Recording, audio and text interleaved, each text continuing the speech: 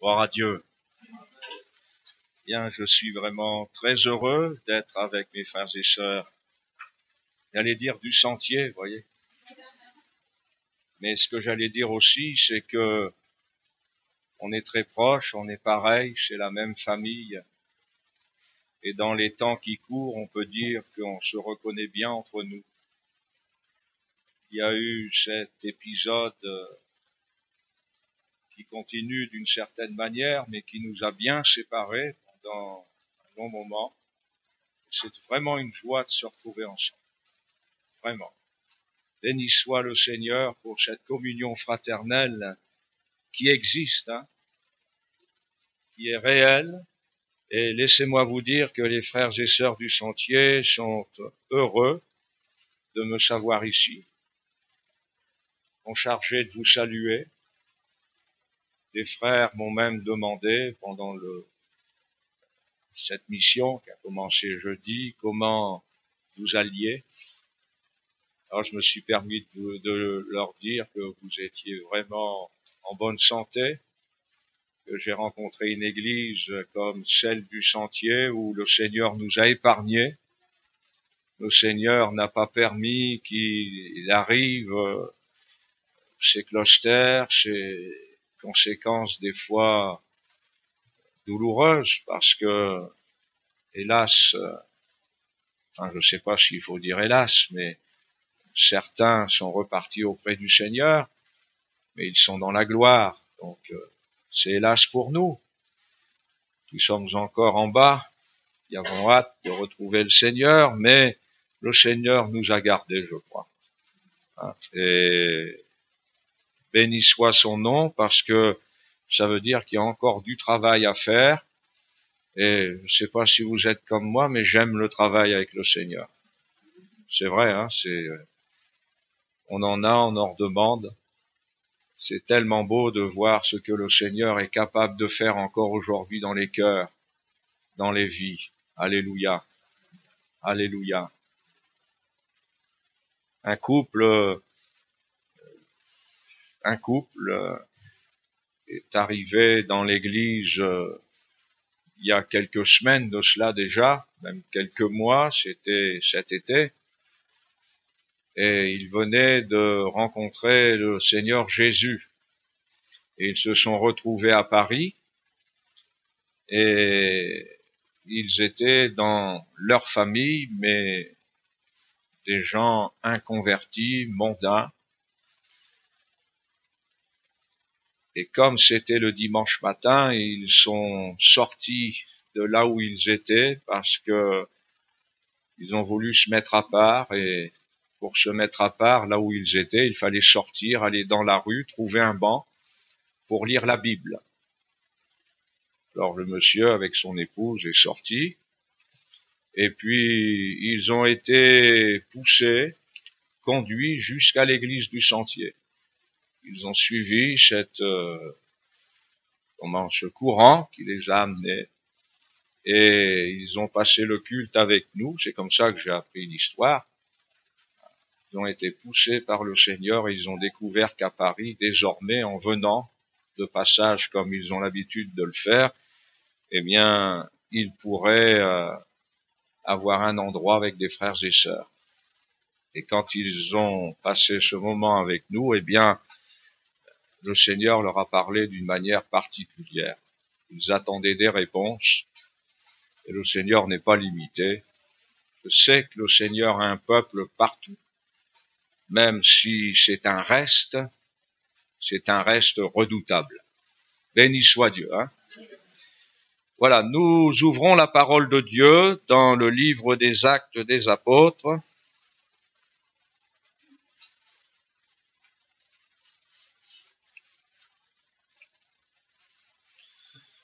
Chapitre 2, et nous lisons au verset 37.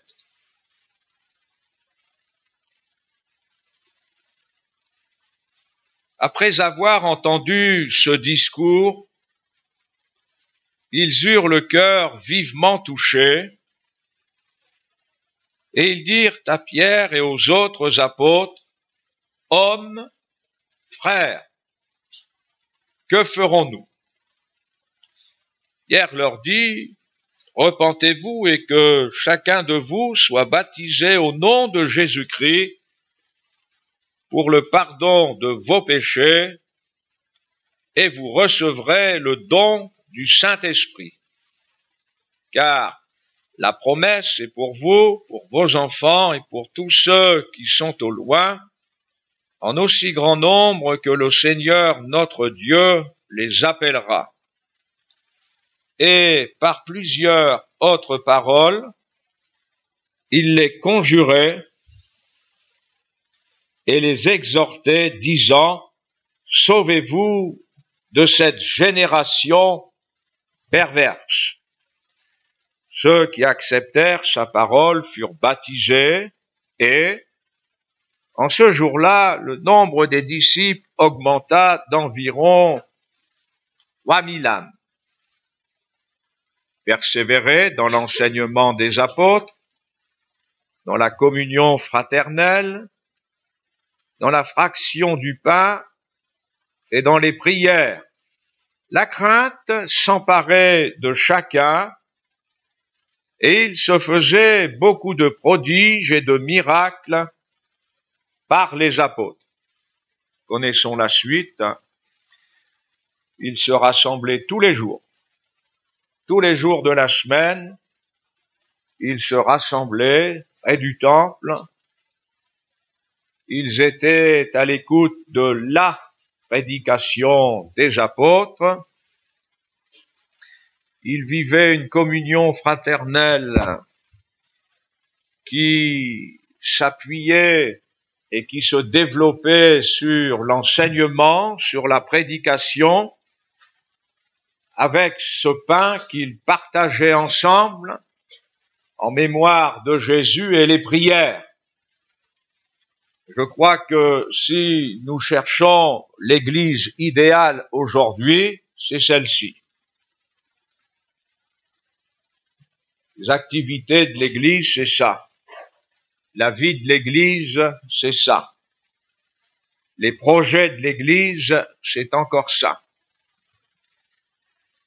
Il y a eu environ 3000 personnes qui ont répondu à cette question qui a été entendue par les apôtres.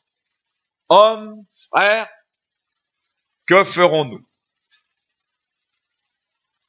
Je pense que dans notre vie avec le Seigneur, du commencement, du premier jour, de la première minute où notre cœur a été touché par la parole de Dieu, où le Saint-Esprit a su trouver ce chemin pour nous convaincre, jusqu'à notre dernier souffle, frères et sœurs, nous devrions garder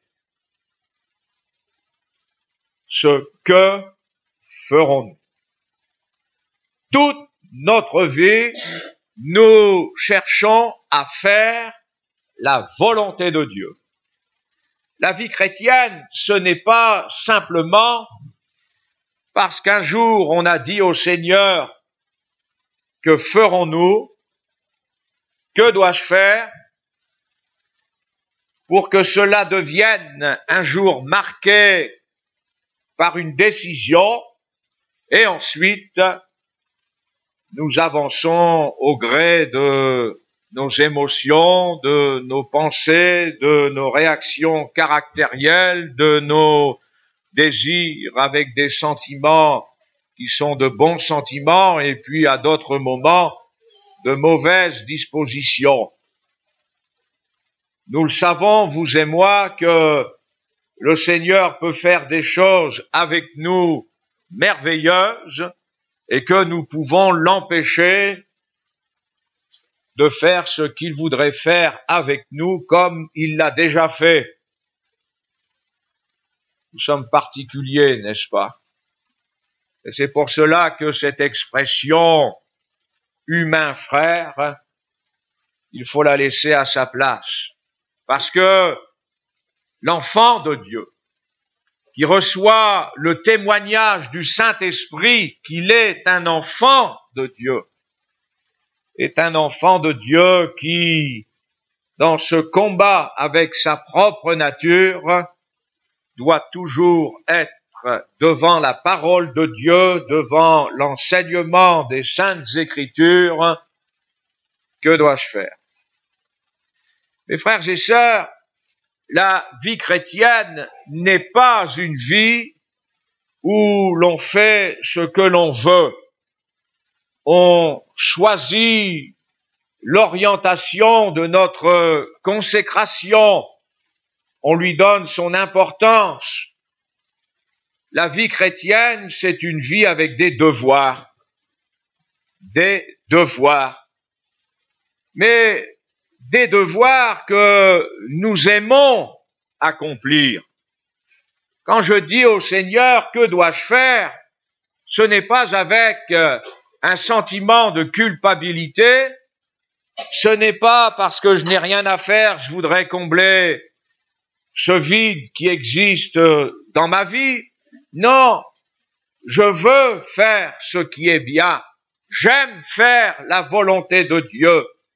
Et ce sentiment qui existe dans ma vie, ce sentiment d'amour, a besoin de ce zèle qui existe dans ce désir de vouloir faire la volonté de Dieu. Je pense que vous êtes d'accord avec moi. Si quelqu'un que vous aimez vous dit qu'il vous aime et qu'il ne montre jamais d'acte, eh bien, vous êtes en droit de douter, hein, n'est-ce pas? Quand nous aimons, ça se voit, ça se sent, ça se ressent et ça se vit. Et il y a des actes. Quand ils ont demandé à ces apôtres ce qu'ils devaient faire, mais ils étaient tout à fait disposés à faire tout ce qu'ils auraient demandé. Ils étaient dans cet état de repentance. Ils étaient dans cette situation, non pas où on s'est repenti parce que il a bien parlé, il a su appuyer sur le bon bouton, et à ce moment-là, il y a eu une émotion, alors on a dit qu'on va faire ce qu'il nous demande de faire, après on verra. Moi, je remarque qu'il y a beaucoup de chrétiens comme ça aujourd'hui. Ils ont la prédication des apôtres, parce que si nous sommes des serviteurs de Dieu, des bergers dignes de ce nom, nous restituons avec l'aide du Saint-Esprit la prédication des apôtres. L'évangile qu'ils prêchaient n'est pas différent ou ne doit pas être différent de celui d'aujourd'hui. L'enseignement est le même et ceux qui écoutent sont amenés à faire les mêmes choses, à vivre les mêmes choses que les premiers chrétiens. Et ceux qui nous racontent que l'Église d'aujourd'hui doit s'adapter à son siècle, son message doit s'ajuster. D'ailleurs, une grande Église qui domine le monde va bientôt sortir une nouvelle version de la Bible adaptée au siècle présent, mais celui qui est convaincu par le Saint-Esprit, celui qui passe par la repentance et qui se réconcilie avec cette main tendue de Dieu par Jésus, avec la puissance du Saint-Esprit, eh bien lui, le message n'a pas changé. Nous trouvons une vie profonde, une vie extraordinaire, une vie merveilleuse dans ce message que nous connaissons par les Saintes Écritures et qui aujourd'hui encore reflète et nous redonne toute la dimension du cœur de Dieu qui s'exécute par Jésus, nous redonne la vie à travers la puissance et l'assistance du Saint-Esprit, et nous sommes amenés à vivre les miracles, les prodiges au milieu de nous, faisant et recherchant à toujours faire la volonté du Seigneur. Et laissez-moi vous dire qu'il y a des chrétiens et même des familles tout entières dans certaines assemblées qui n'ont plus ces miracles, qui n'ont plus ces prodiges, parce qu'il n'y a plus le désir. Le foyer, la maison n'est plus un sanctuaire pour faire la volonté du Seigneur.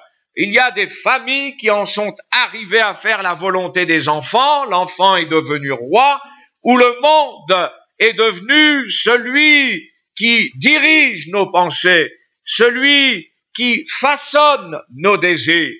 Le sanctuaire du Seigneur a disparu. Et pourtant, on est au culte, on chante des cantiques merveilleux comme ce matin, on entend des parler en langue, mais le « que dois-je faire » a disparu.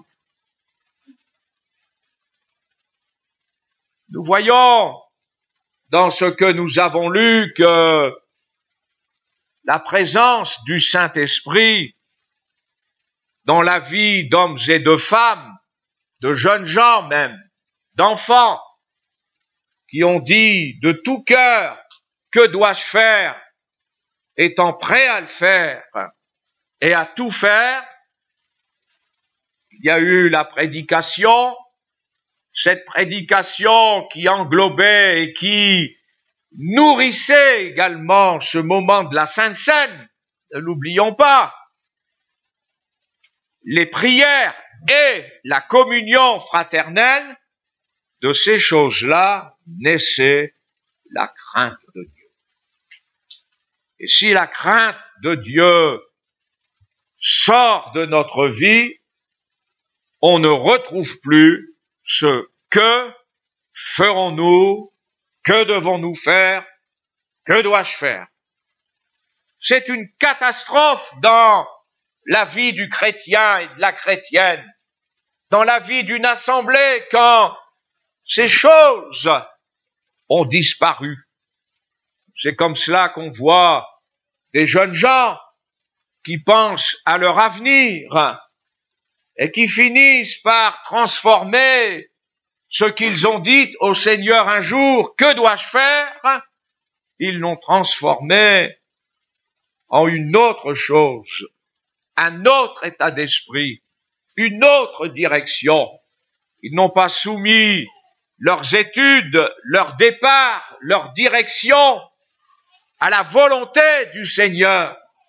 Et c'est comme cela qu'on apprend qu'il y a des directions qui sont prises. On quitte même une assemblée où il y a l'Esprit du Seigneur pour se retrouver dans un désert spirituel. Mais peu importe, on a fait ce qu'on a voulu, on a eu une direction pour un avenir formidable, prometteur. Et c'est pas fini, on rencontre des inconvertis, on fait alliance avec les inconvertis, les infidèles, on se laisse séduire par un jeune homme, une jeune fille, païenne, qui lui est loin de dire « que dois-je faire ?» mais tu vas faire ce que moi je veux faire. Et nous avons des jeunes gens qui sont perdus après avoir connu la présence de Dieu qui pouvait parler d'une manière saine, qui pouvait prendre en main notre vie pour nous rendre vraiment heureux. Nous en sommes sortis et nous sommes maintenant associés, alliés.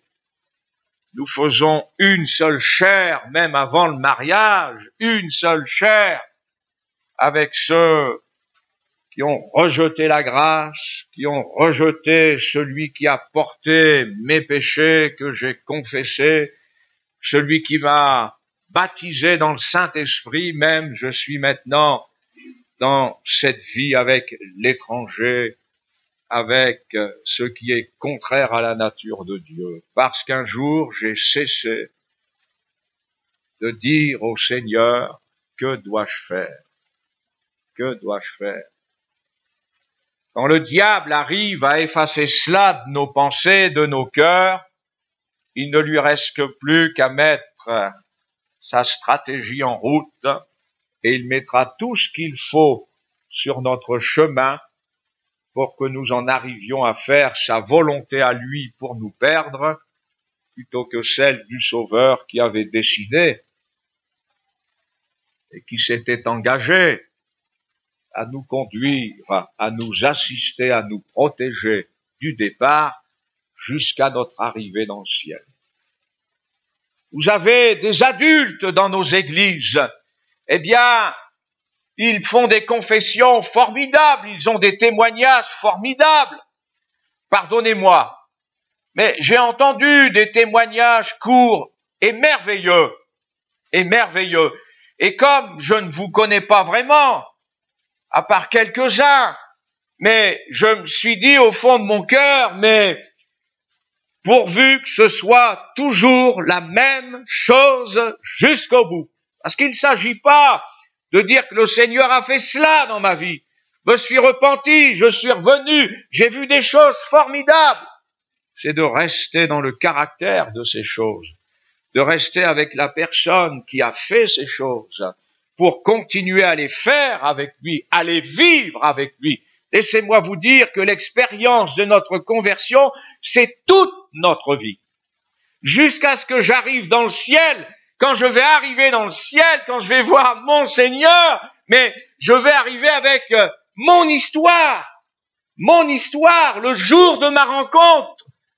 Vous imaginez ce jour où le Saint-Esprit a touché mon cœur, je vais le vivre dans la dimension de cette promesse, de cette espérance que j'avais reçue, du pardon de mes péchés, de la vie éternelle. Enfin. Mais vous avez des adultes, ils n'en sont plus là. Ils sont dans une assemblée pour vivre différemment. Ils n'écoutent plus le serviteur de Dieu qui est capable de leur donner des conseils. Vous savez, il m'est arrivé de donner des conseils à certains qui voulaient sortir de l'assemblée. Et j'ai très vite discerné qu'ils ne feraient pas ce que ces conseils pouvaient les inviter à faire, parce qu'ils étaient décidés à faire ce que eux avaient décidé de faire. L'esprit du monde dans nos assemblées, c'est de se donner des prédicateurs pour qu'ils ne nous dérangent pas, pour qu'ils nous racontent des chimères. Mais les chimères, c'est quoi? C'est ce que j'ai envie d'entendre. C'est ce qui m'empêchera d'entendre ce que je ne veux surtout pas entendre. J'ai l'impression qu'il y a des chrétiens aujourd'hui qui, dans l'église, ressemblent à des gilets jaunes. Je fais ce que je veux. J'ai ma liberté. Il va trop loin, le prédicateur. Il abuse, il exagère. Tu te rends compte aujourd'hui? La Bible dit ceci: gardez-vous de refuser d'entendre celui qui parle. Alors d'abord, il faut savoir que celui qui parle au-dessus de nous, c'est le Seigneur avec sa parole. On est d'accord? Mais je crois que ce matin, je suis capable de parler de la part du Seigneur. Si vous ne croyez pas que je vous parle de la part du Seigneur, sortez, vous n'avez pas de temps à perdre. Le dimanche matin, allez faire votre jogging, allez faire votre marché. Et si vous croyez que ce que vous entendez vient de la part du Seigneur, si vous ressemblez à cet homme qui, en recevant un juif comme Pierre, va lui dire: nous savons que tu es venu pour nous dire tout ce que le Seigneur a mis sur ton cœur, ils étaient là, prêts à écouter. Eh bien, ils ont vécu ce que ces hommes ont vécu quand ils ont dit: que devons-nous faire? Et Pierre leur a ouvert la vie chrétienne. Bien sûr, cet acte d'obéissance, du baptême, mais la vie avec le Saint-Esprit, la vie conduite dans la vérité, avec le Saint-Esprit.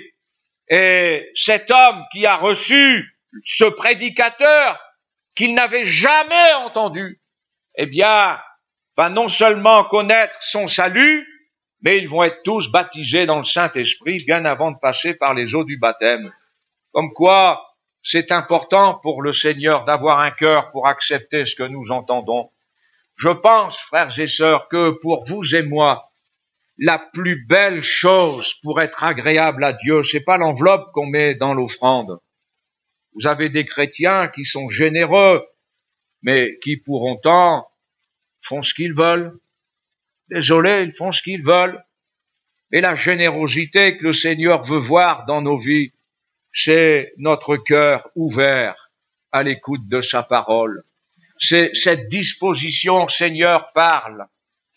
Certains ont pu dire, mais ça fait mal d'entendre, mais ça me fait du bien quand même. Et bien sûr, parce que la parole de Dieu n'a jamais existé pour provoquer des assassinats, des meurtres, des séparations injustes. La parole de Dieu, c'est la parole du Père qui est donnée à ses enfants qui ont besoin d'être conduits dans la vérité. Et nous avons le Saint-Esprit qui nous connaît si bien autant que Jésus, qui peut nous parler d'une manière particulière pour que nous fassions les choses de Dieu. Mais c'est toujours pour notre bonheur et pour ne pas nous perdre. Cet homme qui n'avait pas l'assurance de la vie éternelle, que dois-je faire pour hériter la vie éternelle?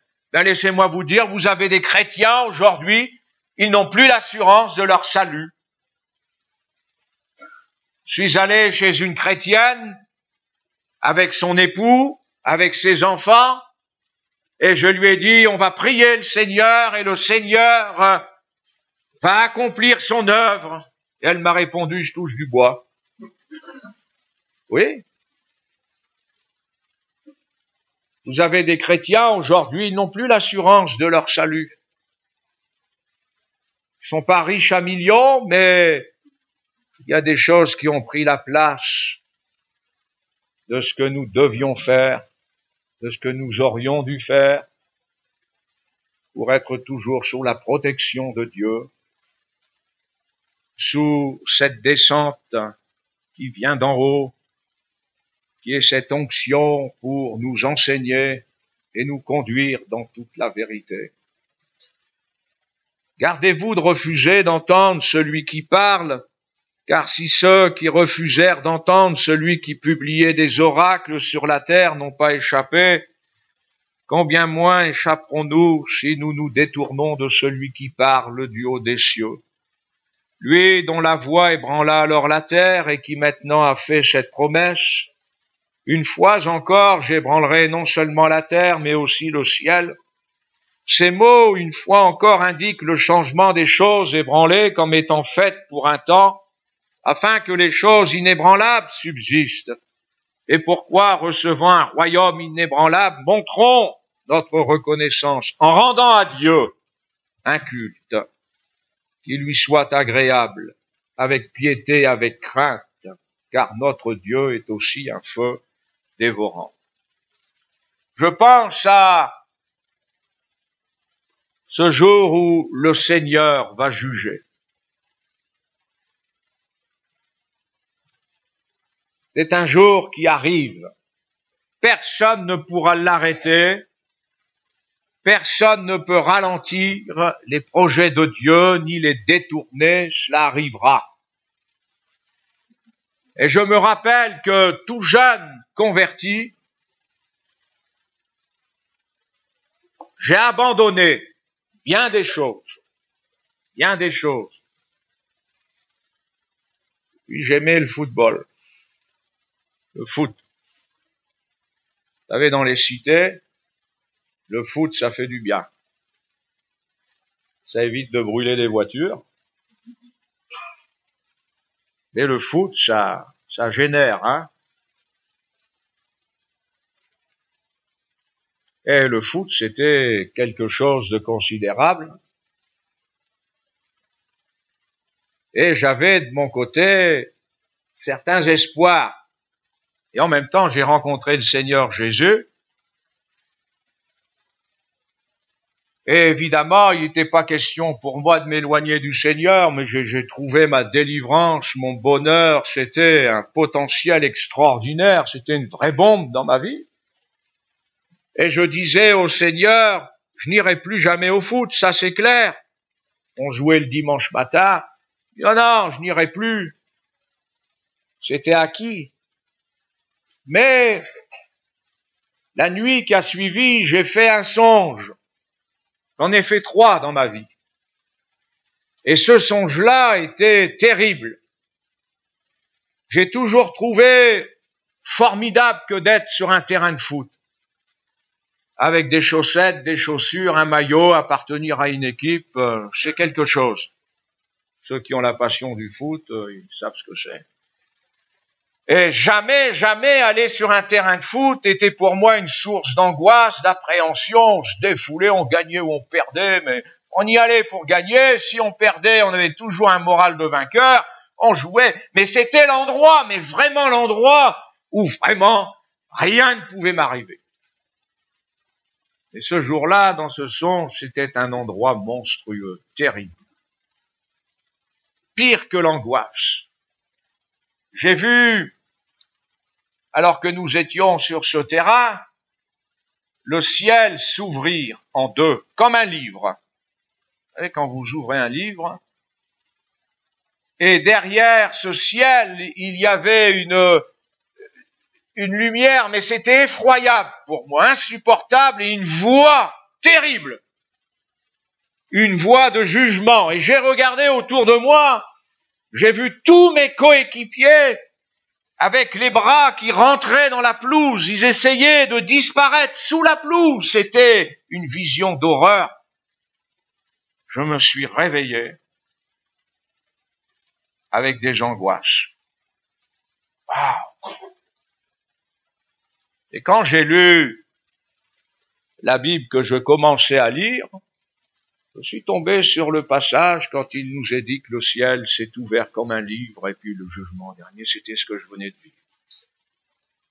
Ce que je venais de vivre. Le Saint-Esprit m'avait fait voir ces choses-là. Et j'ai dit, Seigneur, plus jamais je veux me retrouver sur un terrain de foot.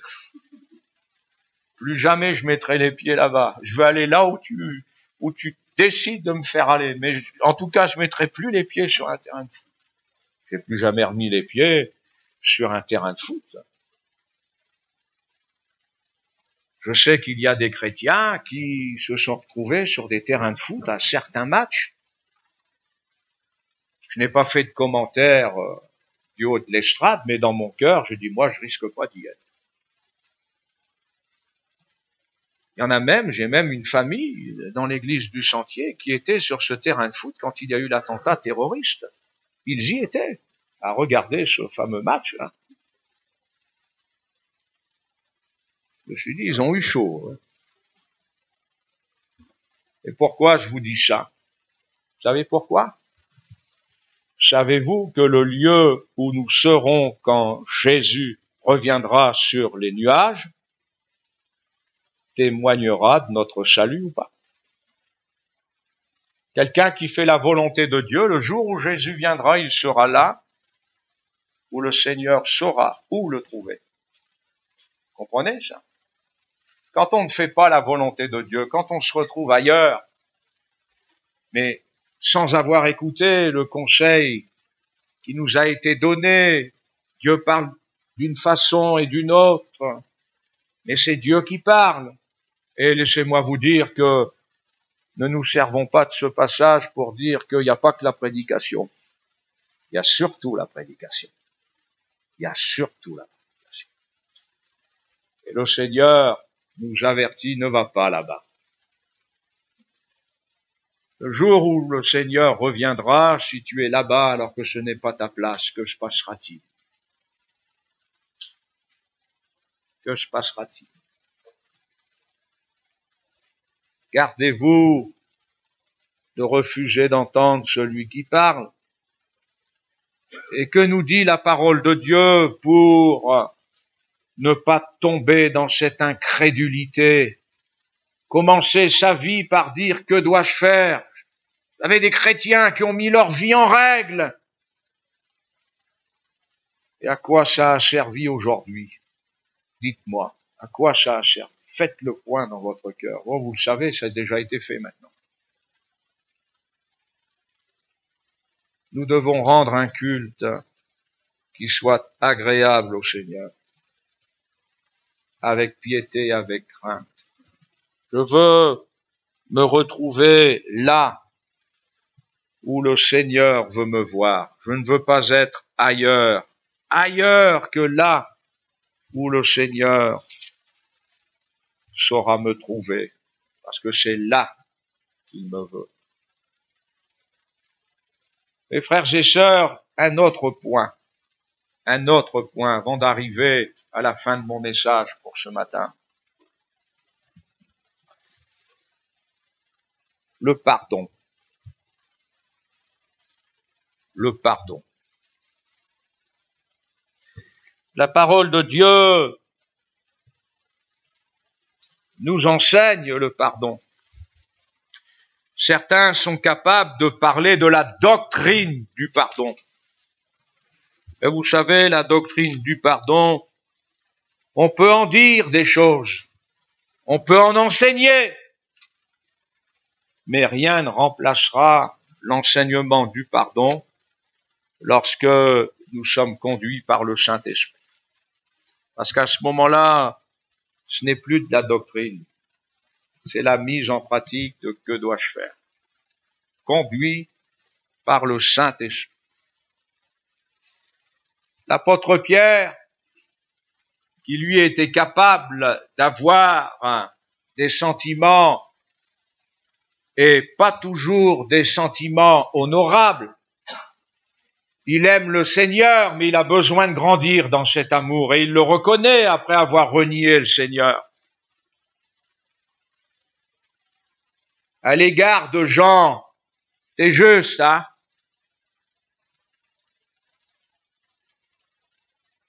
Jusqu'à dire au Seigneur, et à lui, là, qu'est-ce qui va lui arriver en parlant de Jean, son collaborateur, apôtre comme lui.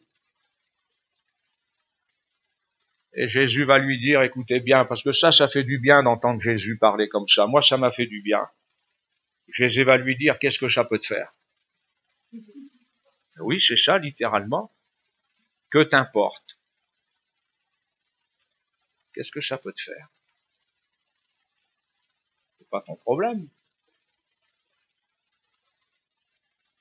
Et on les voit dans le livre des Actes des Apôtres, ils forment un duo formidable, hein. Il s'est passé quelque chose. Et ils se sont laissés conduire par le Saint-Esprit. Ils ont obéi au Seigneur, ils ont eu une foi saine et ils se sont laissés conduire par le Saint-Esprit. Et le Saint-Esprit ne sera jamais en désaccord avec la parole de Dieu. Toujours ajusté. L'un sans l'autre, ça n'existe pas. Parce que vous avez des chrétiens qui sont capables de mettre la parole de Dieu dans une marge et dire, mais moi, le Saint-Esprit m'a parlé. Si le Saint-Esprit vous a parlé pour faire autrement que ce que dit la parole de Dieu, c'est pas le Saint-Esprit. Je vous promets, c'est pas le Saint-Esprit. Et la parole de Dieu nous dit par la bouche de Pierre, fallait que ce soit lui qui nous le dise. Avant tout, ayez les uns pour les autres un ardent amour, car l'amour couvre une multitude de péchés. C'est pas l'amour du monde qui est toujours arrangeant pour masquer le péché, pour donner une autre définition au péché. C'est pas ça du tout entre nous. L'amour qui couvre une multitude de péchés, c'est l'amour, cet ardent amour entre nous qui empêchera le péché de naître, d'éclore et de s'installer dans des familles, dans des cœurs, dans des vies. C'est cela l'œuvre du Saint-Esprit au milieu de nous. C'est pas l'omerta, c'est pas la tolérance, c'est cet ardent amour, les uns envers les autres. Et Pierre va encourager à l'hospitalité. Soyez hospitaliers les uns envers les autres. Mais Pierre ne demande pas à l'auditoire de s'inviter les uns et les autres pour prouver qu'ils s'aiment. La parole de Dieu nous dit, mets rarement le pied dans la maison de ton voisin, de peur qu'il ne finisse par te haïr. Le Seigneur ne va pas se contredire. Mais l'hospitalité dans le cœur, pour l'exercice du pardon, pour moi, c'est la véritable doctrine. C'est-à-dire le pardon que nous vivons avec l'onction du Saint-Esprit. Je dois toujours avoir un cœur à pardonner. Hospitalier. Même si on vient frapper la nuit, on me dérange, mais qu'est-ce qu'il vient encore faire, celui-là? J'ouvre.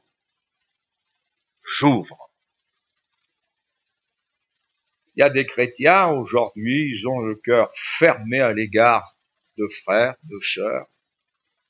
Et ça, c'est pas normal. C'est pas normal. Vous avez même des chrétiens qui sont capables de prendre la place de Dieu et de dire ce pardon est un faux pardon. Ce pardon n'est pas acceptable. Laissez-moi vous dire, c'est grave de prendre la place de Dieu. Nous devons avoir un cœur hospitalier. Parce que dans ce cœur, il y a un ardent amour qui veut empêcher que le péché puisse naître et faire naître des racines d'amertume, des choses profondes qui vont faire du mal. Mon frère, ma sœur, que dois-je faire? Que ferons-nous? Seigneur, que dois-je faire? Moi, je ne peux pas croire que le Seigneur ait dit à un seul de ses enfants, lui pardonne pas. Vous croyez à ça? Il y a des choses, essayez d'imaginer le Seigneur nous dire certaines choses que nous pratiquons, nous. Ne la salue pas. Ne le salue pas. Détourne ton visage. Détourne ton regard. Ne prie pas pour elle. Moi, j'entends Jésus dire à Pierre, Pierre, tu vas me renier, pas une fois, mais 3 fois. Et j'ai prié pour toi. Oui. Tu étais avec lui. Ah non, moi je le connais pas. Pierre, j'ai prié pour toi. Nous, il nous en faut moins que ça. Pour que dans nos assemblées, des querelles durent, parfois des décennies même. C'est terrible de voir ça dans la maison du Seigneur. Alors je termine avec ces paroles, les paroles d'un homme qui a été brisé par le péché. Les paroles d'un homme qui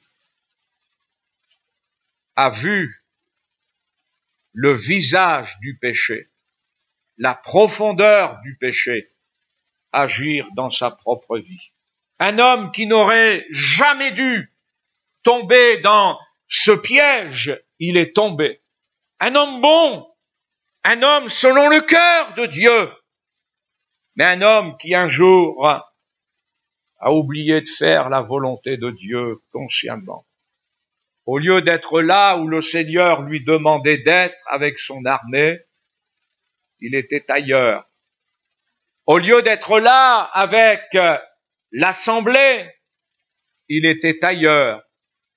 Et je vous le répète, quand on est ailleurs parce qu'on ne fait pas la volonté de Dieu, il y aura toujours une Bathsheba, il y aura toujours quelque chose ou quelqu'un pour nous mettre à terre. Et cet homme va dire ceci, ô Dieu, c'est le roi David, vous l'avez compris, crée en moi un cœur pur, renouvelle en moi un esprit bien disposé. Ne me rejette pas loin de ta face, ne me retire pas ton Esprit Saint. Rends-moi la joie de ton salut et qu'un esprit de bonne volonté me soutienne. Que le Seigneur nous aide.